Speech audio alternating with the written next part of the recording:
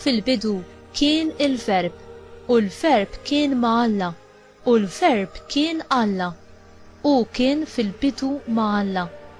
Kollox bih sar, u xejn ma sar mingħajru. Kull ma sar kellu l-ħajja fih, u l-ħajja kienet id-dawl tal-bnedmin. Id-dawl idda fid-dlam, imma d-dlam ma jelbux.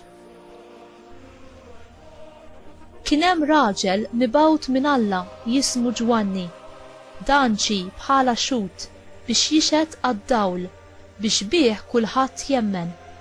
Ġwanni ma kienx id-dawl, imma ġie biex jixhed għad-dawl, dak id-dawl veru li jdawwal kull bniedem, huwa u ġej fid-dinja.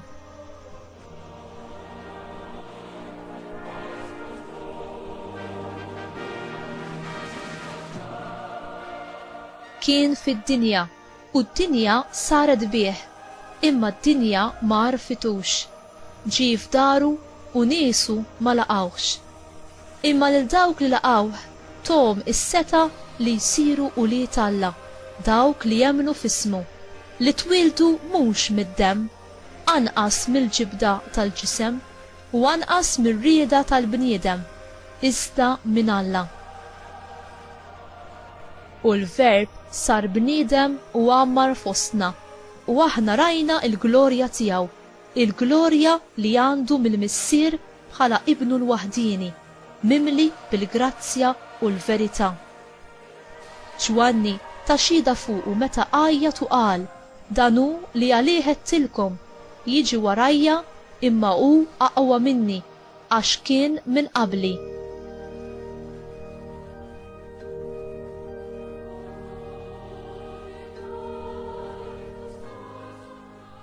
Għax mill-milja tiegħu aħna l-kol ħadna grazzja fuq grazzja.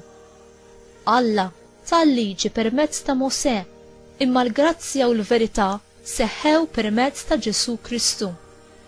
Lill-Alla għadu ħadd ma rah, imma għarrafulna l-iben il-waħdini ta' Alla li hu fih dan il-Missier.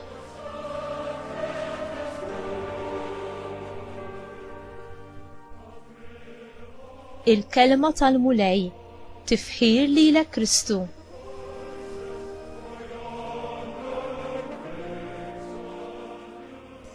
Għaliex Ġwanni l-Evanġelista jibda l-Evanġelu tiegħu b'deskrizzjoni tal-kelma ta' Alla?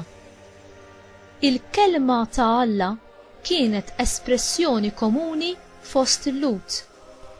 Il-kelma ta' Alla fit-Testament il-Qadim hija kelma attiva, kreattiva u dinamika. F'Salm 33 vers 6 insibu bil-kelma tal-mulej saru s-smawiet.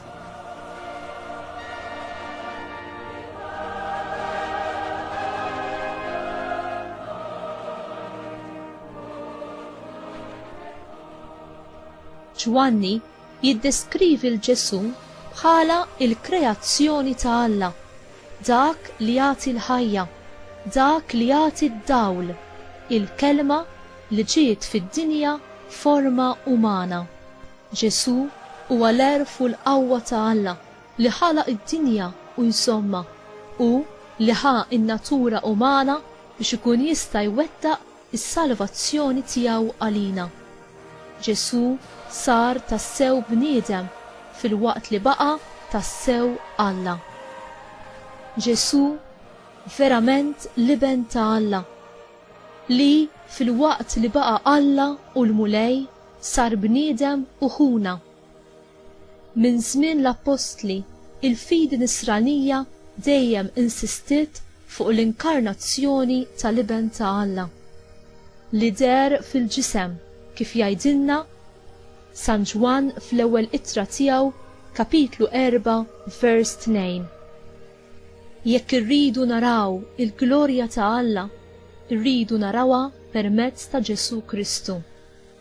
Hekk kif insibu fit-tieni ittra ta' San Pietru kapitlu 1 vers 4, Ġesu ħasem fin-natura umana tagħna biex aħna nkunu nistgħu nieħdu sem fin-natura divina tiegħu.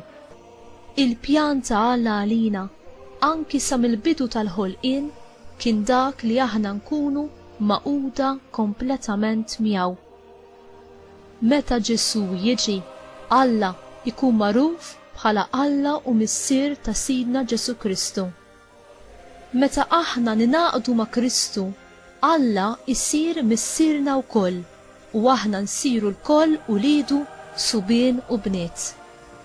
U inti tirringrazzja lil missier tas-sema li batilna l-unika iben tiegħu biex jifdina u biex jaqsam magħna l-istess glorja tiegħu.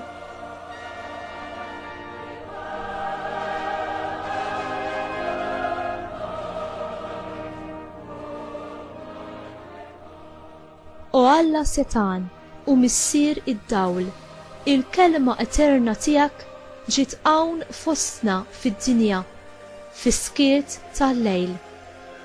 Iftaħ il-qalb tagħna ħalli aħna nirċievu il-ħajja li hu ġi biex jagħtina. Għażiża Marija, kabbar fija x-xewqa li nara lil Alla u li naraf il-pjan tiegħu ta' mħabba għalija. Għamel li jiena ngħix b'din ix-xewqa hekk li nwettaq ir-rieda tiegħu ħalli meta jasal il-waqt jiena wkoll nintela bil-glorja u bil-paċi dejjema tiegħu fis-saltna ta' dejjem fis-sema. Amen.